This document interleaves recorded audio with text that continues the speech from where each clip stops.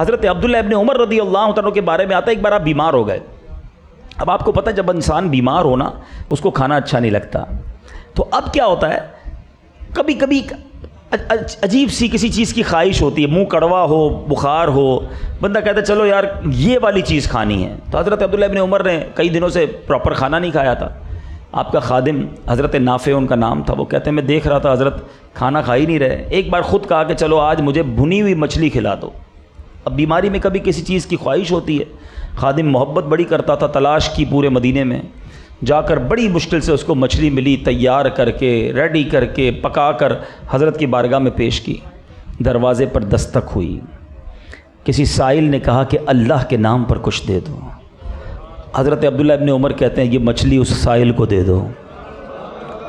وہ غلام کہتے ہیں حضرت آپ کو مچھلی کھانی تھی، سائل کو پیسے دے دیتے ہیں نا، کوئی اور چیز دے دیتے ہیں. اس نے مچھلی کا سوال تو نہیں کیا نا، اللہ کی رضا کے لیے کچھ مانگا ہے، ہم کچھ اور دے دیتے ہیں. حضرت آپ کی طبیعت ٹھیک نہیں، آپ نے کئی دنوں سے صحیح کھایا نہیں، پسند بھی آپ کی تھی، میں بڑی تلاش کر کے پورے مدینے میں گھوم کے لایا ہوں، آپ کھا لیجئے.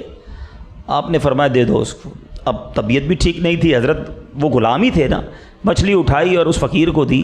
مگر وہ غلام تھے بڑے کمال کے، وہ اس فقیر کے پیچھے گئے. تھوڑا آگے جا کے کہا بھائی ایک منٹ رکو، یہ مچھلی واپس مجھے بیچ دو، بتاؤ کتنے پیسے لوگے. غلام نے پیسے دے کر اس فقیر سے پھر مچھلی کو خریدا، واپس خرید کر حضرت کے دسترخوان پہ رکھ دی. حضور اب کھا لیں. آپ نے کہا یہ کدھر سے آ گئی؟ ابھی تو فقیر کو دی تھی، پھر کدھر سے آ گئی؟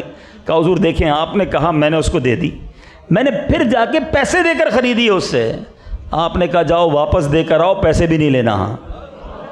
اب پھر پزلڈ، حضور اب کیا معاملہ ہے؟ آپ نے ایک صدقے کا ثواب کما لیا دوبارہ.